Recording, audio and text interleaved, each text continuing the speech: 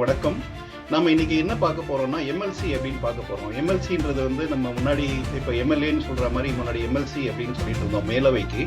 இப்போ அந்த மேலவையும் கிடையாது, எம்எல்சியும் கிடையாது. நாம பார்க்க போற எம்எல்சி அமெரிக்கால கிரிக்கெட் போட்டிகளை பற்றி, மேஜர் லீக் கிரிக்கெட், இதுதான் இந்த எம்எல்சி.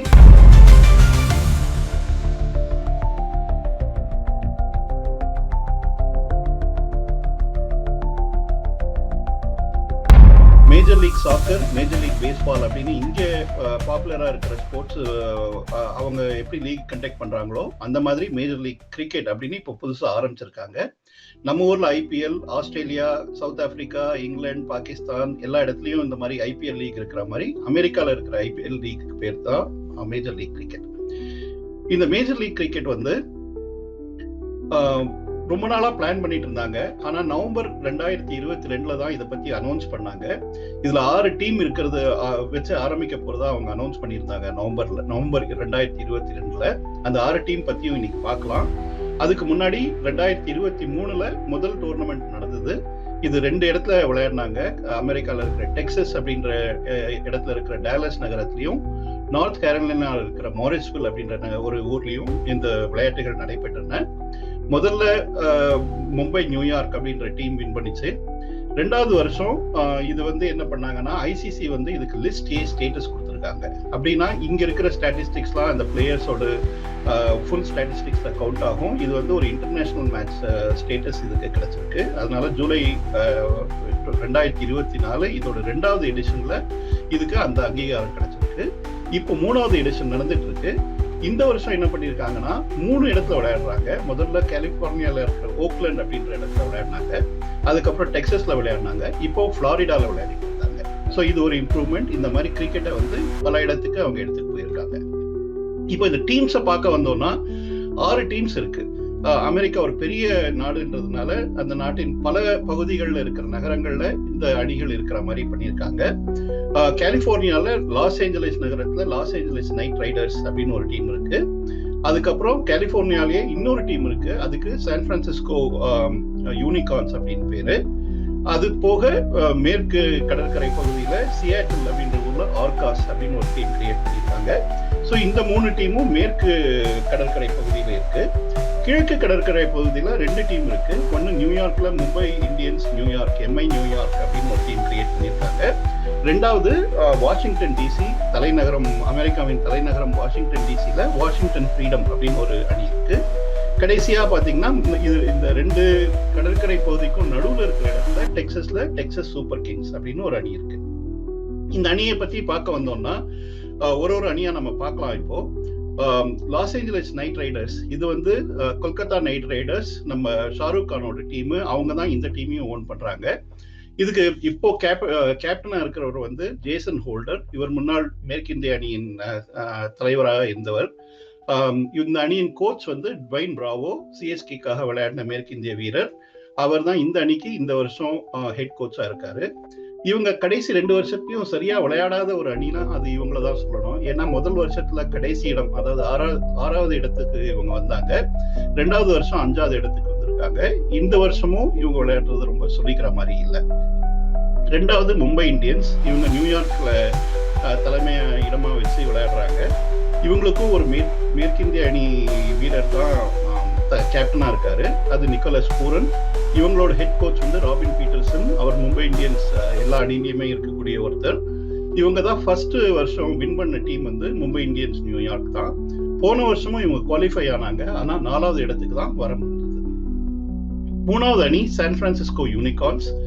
இவங்க வந்து ஒரு இந்திய வம்சாவளியினர் சிலர் சேர்ந்து அமைச்ச ஒரு ஆர்கனைசேஷன் தான் இதுக்கு ஓனரா இருக்காங்க. இதுக்கு வந்து ஐபிஎல் டீம் தொடர்பு இல்லைனாலும் இவங்க ஆஸ்திரேலியால இருக்கிற விக்டோரியா மாநிலத்தின் கிரிக்கெட் விக்டோரியா அப்படின்ற ஒரு அணியை இவங்க கிரிக்கெட்டிங் பார்ட்னரா வச்சிருக்காங்க. இந்த அணியின் கேப்டன் மேத்யூ ஷார்ட் அண்ட் இதோட ஹெட் கோச் வந்து சிஎஸ்கேக்காக விளையாடின ஷேன் வாட்சன். இவங்க முதல் வருஷம் 5வது தான் வந்தாங்க, குவாலிஃபை ஆகல. ஆனா 2வது வருஷம் ஃபைனல்ஸ் வரைக்கும் வந்து இவங்க 2வது இடத்தை பிடிச்சாங்க. இவங்க இப்ப அடுத்த போனோம்னா சியாட்டில் ஆர்காஸ். சியாட்டில் நகரம் வந்து மைக்ரோசாஃப்ட் நிறுவனத்தின் தலைமையிடம். அந்த நிறுவனத்தின் தலைமை அதிகாரி சத்யா நடலா தான் இதோட மெயின் ஓனர். அவர் இன்னும் சிலரோட சேர்ந்து இந்த சியாட்டில் ஆர்காஸ் அணியின் ஆரம்பிச்சிருக்காங்க. இவங்களுக்கு வந்து ஐபிஎல் அணியில இருக்கிற டெல்லி கேபிட்டல்ஸோட ஒரு பார்ட்னர்ஷிப் இருக்கு. இவங்க வந்து முதல்ல கிளாஸ்ன்னு வந்து கோச்சா வச்சிருந்தாங்க. மேத்யூ மாட் அப்படின்ற கிளாஸ்ன்னு வந்து கேப்டனா வச்சிருந்தாங்க. மேத்யூ மாட் அப்படின்றவங்களை வந்து கோச்சா வச்சிருந்தாங்க. ஆனா முதல் 6 மேட்சை தொடர்ந்து தோத்ததுனால அந்த மேத்யூ மாட் அப்படின்ற வந்து விலகிட்டாரு கோச்ல இருந்து. இன்னும் ஒரு கோச் அனௌன்ஸ் பண்ணல. ஆனா டெல்லி கேபிட்டல்ஸோட ஹேமந்த் பதானி வந்து இவங்களோட டக் அவுட்ல இருக்கிறதுனால அவர் தான் கோச்சிங் பண்றாருன்னு நினைக்கிறேன். அதே மாதிரி கிளாஸனும் நான் பேட்டிங்ல கான்சென்ட்ரேட் பண்ண போறேன் அப்படின்னு சொல்லி அவர் வந்து கேப்டன்சில இருந்து இறங்கிட்டாரு. சிம்பாப்வேயின் சிக்கந்தர் ராசா இப்போ இந்த அணிக்கு கேப்டனா இருக்காரு. இவங்க முதல் வருஷம் ஃபைனல்ஸ் வரைக்கும் வந்தாங்க. ஆனா 2வது வருஷம் இவங்களால கடைசி இடத்தை தான் பிடிக்க முடிஞ்சது. இந்த வருஷமும் இந்த கேப்டன்சி கோச் மாற்றங்கள் எல்லாம் நடந்தா கூட அவ்வளவு நல்லா பண்ணாத ஒரு டீம் தற்போது 4வது இடத்துல இருக்காங்க.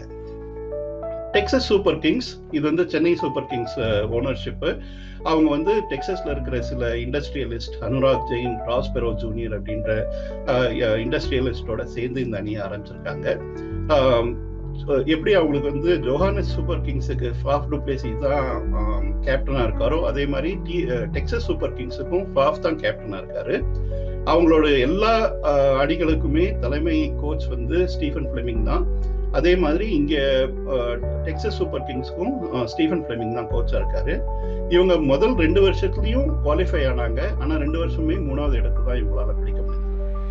கடைசியா வாஷிங்டன் ஃப்ரீடம், இதுவுமே ஒரு இந்திய வம்சாவளியினரான சஞ்சய் கோவில் அப்படின்றவர் வந்து இதுக்கு ஓனரா இருக்காரு. இவங்களுக்கும் ஐபிஎல் தொடர்பு இல்லை. ஆனா நம்ம சான் பிரான்சிஸ்கோக்கு சொன்ன மாதிரி இவங்களுக்கும் ஆஸ்திரேலியால இருக்கிற நியூ சவுத் வேல்ஸ் அப்படின்ற ஒரு மாநிலத்தின் கிரிக்கெட் ஆர்கனைசேஷனோட இவங்க ஒரு பார்ட்னர்ஷிப் வச்சிருக்காங்க. இவங்களோட கேப்டன் வந்து கிளென் மேக்ஸ்வெல், கோச் வந்து ரிக்கி பாண்டிங். இவங்க வந்து முதல் வருஷம் 4வது இடத்துக்கு வந்தாங்க. ஆனா 2வது வருஷம் சாம்பியன்ஷிப்பை இவங்க தான் வின் பண்ணாங்க. இதுதான் இந்த 6 அணி. இன்னும் கொஞ்ச நாள்ல இது கொஞ்சம் விரைவடைஞ்சு 10 அணிகளாக மாறும் அப்படின்னு எதிர்பார்க்கிறோம். இதுதான் எம்எல்சி பத்தின ஒரு சிறிய அறிமுகம்.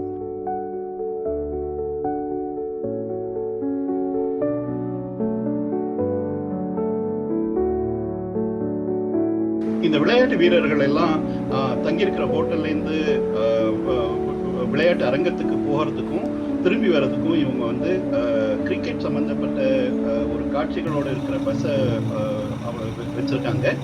இது மூலமா கிரிக்கெட் வந்து நடக்குது அப்படின்றது பொதுமக்களுக்கும் தெரியும். இந்த பஸ்ல வந்து எல்லா டீமுமே இந்த மாதிரி அவங்களோட பிராண்டிங் இருக்கிற பஸ்ஸை வச்சிருக்காங்க.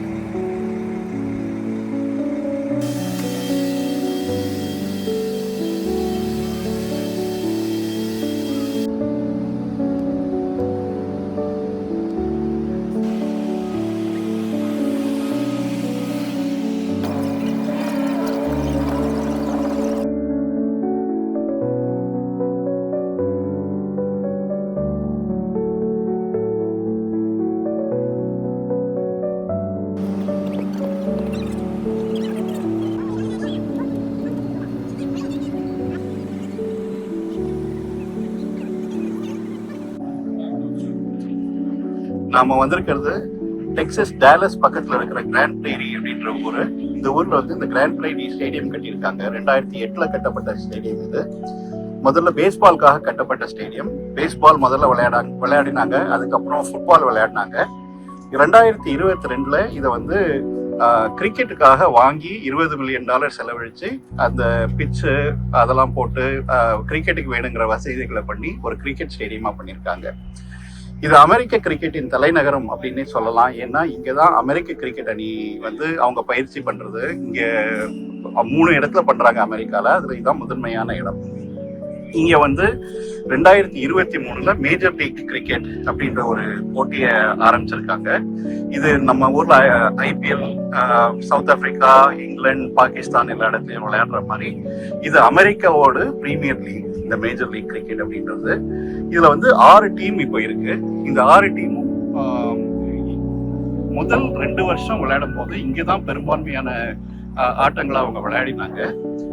இப்போ இந்த வருஷம் வந்து 3 இடத்துல அவங்க விளையாடுறாங்க. ஒன்னு சான் பிரான்சிஸ்கோல முதல்ல விளையாடினாங்க, அதுக்கப்புறம் இங்கே விளையாடுறாங்க, புளோரிடால விளையாட போறாங்க, திரும்பி இங்க வந்து ஃபைனல்ஸ், பிளே ஆஃப் ஃபைனல் அதெல்லாம் இங்கதான் நடக்க போகுது. இந்த அரங்குல தான் போன வருஷத்து ஒன் டே வேர்ல்ட் கப் வந்து இங்கே தான் விளையாடினாங்க. ஃபர்ஸ்ட் மேட்ச் வந்து யுஎஸ்க்கும் கனடாக்கும் நடந்த மேட்ச், அது இங்கே தான் ஃபர்ஸ்ட் விளையாடினாங்க. அதுக்கப்புறம் இதே கிரவுண்ட்ல தான் யுஎஸ் வந்து பாகிஸ்தானை சூப்பர் ஓவர்ல ஜெயிச்ச இடம் இது. அதனால இந்த அமெரிக்கால இருக்கிற கிரிக்கெட்டுக்கு ஒரு முதன்மையான இடம் அப்படின்னு சொன்னோம்னா அது இந்த கிராண்ட் பிரைடி அரங்கம். பார்க்கிங்லேருந்து வரும்போது இங்கே செக்யூரிட்டி இருக்கு. இந்த செக்யூரிட்டியை முடிச்சுட்டு இந்த கேட் வழியாக தான் உள்ளே வரணும். இதுதான் மெயின் என்ட்ரன்ஸ் இங்கே உள்ளே வர்றதுக்கு. ஸோ உள்ளே போனோம்னா நேராக ஃபீல்ட் ஆஃப் பிளேக்கு தான் போகிறோம். ஆனால் அதை சுற்றி இருக்கிற வசதிகளை பார்த்துட்டு அதுக்கப்புறம் உள்ளே போகலாம். இன்னைக்கு மேட்ச்சில் வந்து டிஎஸ்கே, அதாவது டெக்சஸ் சூப்பர் கிங்ஸ் அப்படின்ற எம்எல்சிக்கு வந்து இதுதான் ஹோம் கிரவுண்டு. அதனால அவங்க உள்ள வர பிளேயர்ஸ்க்கு விசில் கொடி அதெல்லாம் கொடுக்குறாங்க. இன்னைக்கு அவங்க விளையாடுறது வந்து வாஷிங்டன் ஃப்ரீடம் அப்படின்னு வாஷிங்டன் டிசியில் இருக்கிற டீமோட விளையாடுறாங்க. அவங்களும் உள்ள வரவங்களுக்கு, அவங்க ரசிகர்களுக்கு கொடியெல்லாம் கொடுக்குறாங்க. அவங்க சத்தம் போட்டு ஆரவாரம் பண்ணுறதுக்காக இந்த கிஃப்டெல்லாம் கொடுக்குறாங்க. இந்த பக்கம் பார்த்தோம்னா ஃபேன் ஜோன் அப்படின்னு இருக்கு. இந்த ஃபேன் ஜோன்றது வந்து டீமில் இருக்கிற டிஷர்ட், தொப்பி அதெல்லாம் வாங்கக்கூடிய ஒரு கடை. ஸோ இந்த கடையில் வந்து எல்லா டீமுக்குள்ள அவங்க அணியோட சீருடைகள், தொப்பி அதெல்லாம் வாங்கக்கூடிய வசதி இங்கே இருக்கு. இங்கே இன்னைக்கு விளையாடுற 2 அணிகள் மாத்திரம் இல்லாமல் எல்லா அணிகளோட டிஷர்ட்டையும் மற்ற கேப் அதெல்லாம் வாங்கக்கூடிய ஒரு இடமா இது இருக்கு. இதுதான் இங்கே இருக்கிற விலைப்பட்டியல். நம்ம டிஎஸ்கேவோட விலைப்பட்டியல் பார்த்தீங்கன்னா இதுதான் இங்கே இருக்கு. ரசிகர்கள் கவனத்தை கவரணும் அப்படின்னு சொல்லிட்டு நம்மளுக்கு போட்டோ எடுக்கிறதுக்காக எம்எல்சின்னு போட்டிருக்கிற பெரிய பந்து ஒன்று இங்கே வச்சிருக்காங்க. பசங்கள்லாம் அதை சுற்றி விளையாடுறாங்க. இதுதான் வந்து உள்ள நுழைஞ்சோம்னா முதல்ல பார்க்கக்கூடிய இடம். இங்கே வந்து சாப்பாடு, பியர் அதெல்லாம் கிடைக்கக்கூடிய கடைகள் இருக்கு. ஸோ இது ஒன்று மாத்திரம் இல்லை, தொடர்ந்து பார்த்தீங்கன்னா சுற்றி பல இடங்கள்ல அந்த மாதிரி இருக்கும். இது இங்கே இருக்கிற இன்னொரு கடை. அது மட்டும் இல்லாமல் சில பொழுதுபோக்கு விளையாட்டுகள், அணியோட முக்கியம் கொஞ்சம் அந்த இங்கே பார்த்தீங்கன்னா விளையாடக்கூடிய சில விளையாட்டுகள் வச்சு பரிசுகள் கொடுக்கக்கூடிய இடங்கள் அதெல்லாமும் இருக்கு. அது மற்ற எல்லா அணிகளும் பண்ணுறாங்க. அணிகள் மட்டும் இல்லாமல் இங்கே வந்து விளம்பரம் பண்ணுறதுக்காக வந்து மற்ற கம்பெனிகளும் அதை மாதிரி செய்கிறாங்க. அதோடு உள்ளே வரும்போது இங்கே தான் நம்ம கிரவுண்ட் இருக்குது. இப்போ பார்த்தீங்கன்னா பயிற்சி பண்ணிட்டு இருக்காங்க. போட்டிக்கு முன்னாடி பயிற்சி பண்ணிட்டு இருக்காங்க. இங்கே இதுதான் நம்ம கிரவுண்டு. இந்த கிரவுண்டில் வந்து சுற்றி சீட் இருக்கு. இங்கே இந்த சீட்ஸில் வந்து இந்த பக்கம் நிழல் இருக்கிறதுனால இங்கே நிறைய கூட்டம் இருக்கு. வெயில் குறைஞ்சதுக்கு அப்புறமா அந்த பக்கம் டிக்கெட் வாங்கியிருக்கிறவங்க வந்து அந்த பக்கம் போயிடுவாங்க. இங்கே நிற்கக்கூடிய இந்த கும்பல் வந்து அப்படியே அந்த பக்கம் போய் அவங்க சீட்டில் உட்காந்துப்பாங்க. டெக்சஸ் வெயில் ரொம்ப கொடுமையா இருக்கும் அப்படின்றதுனால வெயில் இருக்கும்போது அவங்க அந்த பக்கம் போகிறது இல்லை. இதுதான் அரங்கம். இந்த அரங்கத்துல வந்து 7500 பேர் உட்காரலாம். ஆனால் வேர்ல்ட் கப் நடக்கும்போது டெம்பரரியா சீட்டிங்லாம் பண்ணி 15000 பேர் உட்காரக்கூடிய இடமா பண்ணியிருந்தாங்க. அப்போ 15000 டிக்கெட்டும் விற்று போய் இந்த அரங்கமே முழுசா நிறைஞ்சிருந்தது. மேலே பார்த்தீங்கன்னா இதெல்லாம் வந்து ஸ்வீட், பாக்ஸ் ஸ்வீட் அப்படின்னு சொல்லிட்டு எய்தர் அந்த அணியில் இருக்கக்கூடியவங்க இருந்து அணியில் இருக்கக்கூடியவங்க, விளையாட்டு வீரர்களின் குடும்பங்கள் அவங்கெல்லாம் இருந்து பார்க்கக்கூடிய ஸ்வீட்டு. இல்லை இதுக்கு வந்து அந்த பாக்ஸையே மொத்தமாக வாங்கி அதை வந்து இருக்கக்கூடிய சில கம்பெனிகளும் இருக்காங்க. இது வந்து வாஷிங்டன் ஃப்ரீடம் வந்து அவங்க வாங்கி இருக்கக்கூடிய ஒரு இடம். அது இங்கே பார்த்தீங்கன்னா இங்கே பக்கத்துலேயே வந்து சிஎஸ்சியோட அவங்க ஃபேமிலியும் இருக்கக்கூடிய ஒரு இடமா இருக்குது. இங்கேருந்து பார்க்கறதுக்கு ரொம்ப அருமையான ஒரு வியூ கிடைக்கும். இது மாத்திரம் இதுதான் இந்த அரங்கத்தோட வரைபடம். இங்க பார்க்கலாம், நீங்க குழந்தைகள் விளையாடுறதுக்கான இடம் இருக்கு.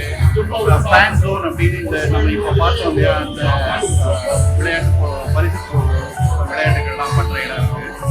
இங்க வந்து சாப்பிடக்கூடிய இடங்கள் அதெல்லாம் இருக்கு. இங்கே காமிக்கிறாங்க. மற்றபடி சுற்றி இருக்கிற அந்த கருப்பு சதுரங்கள்லாம் சீட் இருக்கக்கூடிய ஒரு இடம். இதுதான் இங்கே இருக்குது. அதுக்கு தெளிவாக எங்கே என்ன போகலாம் அப்படின்னு சொல்கிறதுக்காக அவங்க அந்த கியூஆர் கோடெல்லாம் போட்டு அது மூலமாக நம்ம சீட் எங்கே இருக்குது இது கிரிக்கெட் அப்படின்றதுனால அமெரிக்காவில் இருக்கக்கூடிய உணவு மட்டும் இல்லாமல் இந்திய உணவகங்கள் கூட இந்திய உணவுகள் கிடைக்கக்கூடிய இடமாக இது இருக்கிறது. இப்போ நம்ம வந்து இருக்கிற இடம் வந்து டக் அவுட். நம்ம டக் அவுட்டுக்கு பின்னாடி இருக்கும். இந்த டக் அவுட்லலாம் பிளேயர்ஸ் உட்காந்துருப்பாங்க, பிளேயர்ஸ் கோச்லாம் அப்படின்னு உட்காந்துருக்கிற இடம். இங்கே பார்த்தீங்கன்னா உங்களுக்கு ஒரு பெரிய டிவி இருக்கிறது உங்களுக்கு தெரியும். அதே மாதிரி இந்த பக்கம் பார்த்தீங்கன்னா அவங்க டேபிளில் வந்து அவங்களோட அனலிஸ்ட் இருக்கிற அந்த கம்ப்யூட்டர்ஸ் இருப்பாங்க. ஸோ இங்கேருந்து இங்கே தான் பிளேயர்ஸ் இருப்பாங்க. அவங்களுக்கு உண்டான ட்ரிங்க்ஸ் அதெல்லாம் இப்போ ரெடி பண்ணிட்டு இருக்காங்க. அண்ட் கோச்சிங் ஸ்டாஃப் எல்லாரும் அவங்க கிட் பேக் எல்லாமே இங்கே தான் இருக்கும். ஸோ இதுதான் வந்து dugout area of the stadium. ஆரம்பிக்க போகுது கேமு. செகண்ட் ஐட்டம் டாஸ்க்காக அம்பையர்ஸ் வந்து உள்ளே போயிருக்காங்க. இது வந்து வாஷிங்டன் ட்ரீம் ஒரு டக் அவுட் வந்து இங்கே இருக்கு. இந்த பிளேயர்ஸ்லாம் அவங்க வந்து ரெடியாகிறாங்க இந்த கேமுக்காக. அதுக்கு பின்னாடி அந்த பக்கம் சிஎஸ்கேவோட டக் அவுட் இருக்கு. அந்த பக்கம் போய் பார்க்கலாம். வாஷிங்டன் ஃப்ரீடம் வந்து டாஸ் வின் பண்ணிட்டு அவங்க சிஎஸ்கே பேட் பண்ண போறாங்க. இதுதான் கேமரா இருக்கிற இடம். ஸோ இந்த கேமராஸ் வந்து பிச்சோட ரெண்டு பக்கமும் பிச்சுக்கு நேராக இருக்கக்கூடிய ஒரு இடம் அது. இந்த இடத்துல இது வந்து இதுதான் கமெண்டேட்டர்ஸ் பாக்ஸ். இந்த கமெண்டேட்டர்ஸும் தேர்ட் அம்பையரும் அவங்க வந்து இங்கே இருப்பாங்க. அண்ட் இங்கேருந்து தான் அவங்க வந்து ரிசல்ட்ஸ் சொல்லுவாங்க. இங்கே வந்து ஒரு பெரிய ஸ்கோர் போர்டு இருக்குது. இந்த ஸ்கோர் போர்டில் வந்து அவங்க ஸ்போர்ட்ஸ் ரீப்ளேஸ் அதெல்லாம் காமிக்கக்கூடிய ஒரு டிவி மாதிரி இருக்கக்கூடிய ஒரு பெரிய போர்டு. அண்ட் பிளேயர்ஸ் இப்போ உள்ளே போயிட்டு இருக்காங்க. ஸோ இதுதான் கேம் ஆரம்பிக்கிறதுக்கு முன்னாடி இருக்கக்கூடிய ஒரு நேரம். இந்த வருஷம் ஐபிஎல்ல புதுசாக ஒரு நாய் வச்சிருக்காங்க. இங்கே நாய் கிடையாது, நாய்க்கு பதிலாக இந்த வண்டி இருக்குது. இந்த வண்டியில் ஒரு கேமரா அட்டாச் பண்ணி இதை ரிமோட்டில் ஆப்ரேட் பண்ணுறாங்க. இது கிரவுண்டை சுற்றி வந்து பல்வேறு ஆங்கிளில் படம் எடுக்கக்கூடிய ஒரு கருவி. பொது நிகழ்ச்சிகள் நடக்கக்கூடிய ஒரு இடத்துல அதுக்கு உண்டான பாதுகாப்பு, மருத்துவ உதவி அதெல்லாம் பார்க்கக்கூடிய ஒரு இடம். அது வந்து இங்கே வந்து ஒரு ஆம்புலன்ஸ் வச்சுருக்காங்க. அந்த ஆம்புலன்ஸ் பின்னாடி தான் நம்ம முன்னாடி பார்த்து அந்த டீம் பஸ்லாம் பார்க் பண்ணக்கூடிய ஒரு இடம். ஸோ ஏதாவது ஒரு அவசர உதவி தேவை இருந்ததுன்னா அவங்க வந்து இந்த இடத்துல இருந்து வந்து அவங்கள கூட்டிகிட்டு போய் மருத்துவமனைக்கு கூட்டிகிட்டு போகக்கூடிய ஒரு இடம். T20 விளையாட்டுகளில் வெறும் கிரிக்கெட் மட்டும் இல்லாமல் கேளிக்கை இருப்பதால் அதற்குண்டான பாடல்கள் 4-6 அடித்தால் அதுக்குண்டான ஒரு இசை போடக்கூடிய ஒரு டிஜே இவர் தான். பிரதானமான ஒரு இடத்தில் இருந்து அவர் என்ன நடக்கிறது என்பதை பார்த்து அதுக்குண்டான இசையை அவர் வழங்கி கொண்டிருக்கிறார்.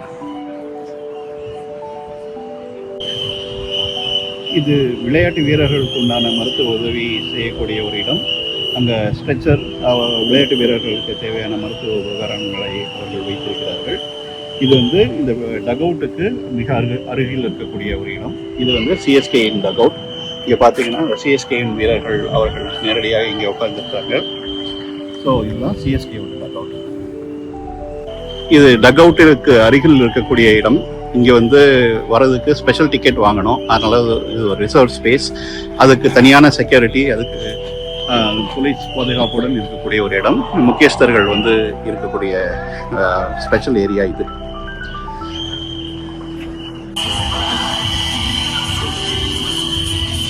இந்திய அரங்கங்களில் இருப்பது போலவே இங்கேயும் பார்த்தீங்கன்னா எங்கும் பார்த்தாலும் மஞ்சள் தான்.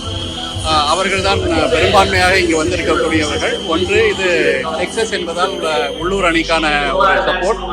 ஆனால் எங்கே போனாலுமே இது போல மஞ்சள் அணிக்கான சப்போர்ட் மிக அதிகமாக இருக்கும். இந்த அரங்கத்தின் வரலாறு தெரிய வேண்டும் என்பதற்காக பேஸ்பாலோட ஸ்கோர் போர்டை கூட அவங்க மாற்றாம வச்சுருக்காங்க ஒரு ஞாபகார்த்தமாக. இது வந்து பேஸ்பால் ஸ்கோர் போர்டு. இதில் பார்த்தீங்கன்னா ஹோம் இன்னிங்ஸ், கெஸ்ட் பால், ஸ்ட்ரைக் அப்படின்றது பேஸ்பாலோட ஸ்டாட்டிஸ்டிக்ஸ். அதுக்கு உண்டான ஒரு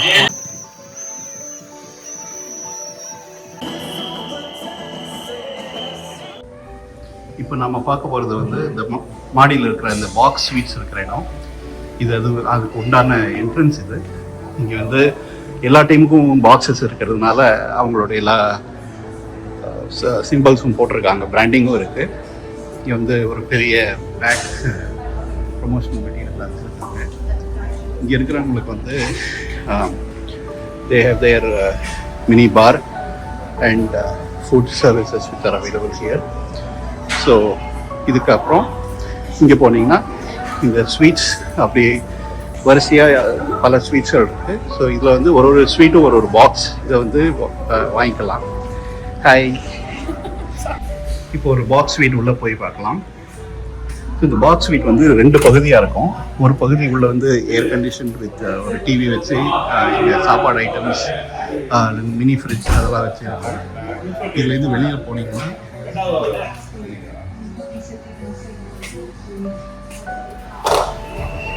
இங்கே உட்கார்றதுக்கு இடம் இருக்குது. ஸோ இங்கே உட்கார இடத்துலேருந்து நீங்கள் இங்கே இடத்தை பார்க்கலாம்.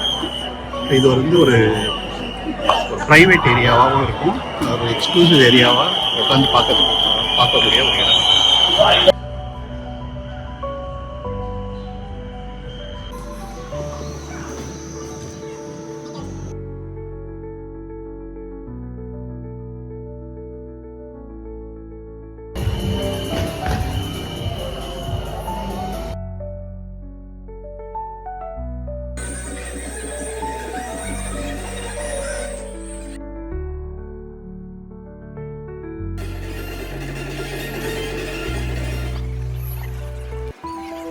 இந்த அரங்கத்தை பத்தி முக்கியமான இன்னொரு விஷயம் சொல்லணும்னா, இந்த தூய்மையா வச்சிருக்கிற ஒன்றை பத்தி பேசணும். நம்ம இவ்வளவு பேர் பல ஆயிரக்கணக்கான பேர் வந்துட்டு போனா கூட தொடர்ந்து அவங்க வந்து குப்பையை கிளீன் பண்றது அந்த மாதிரி பார்த்து செய்யறாங்க. நம்ம உள்ள வரும்போது எப்படி இருக்கோ வெளியே போகும்போதும் அதே மாதிரி தான் இருக்கு. இந்த கிரவுண்டு கிட்டத்தட்ட அங்க உட்காந்து படுத்து தூங்கலான்ற அளவுக்கு கிளீனா வச்சிருக்காங்க. இது வந்து கிரவுண்டை மாத்திரம் அந்த மாதிரி வச்சுக்கல, பாத்ரூம்ஸை கூட ரொம்ப கிளீனா வச்சிருக்காங்க. இது வந்து இந்த ஊர்ல தொடர்ந்து எல்லா இடத்துலயுமே பார்க்கக்கூடிய ஒரு முக்கியமான அம்சமா நான் நினைக்கிறேன்.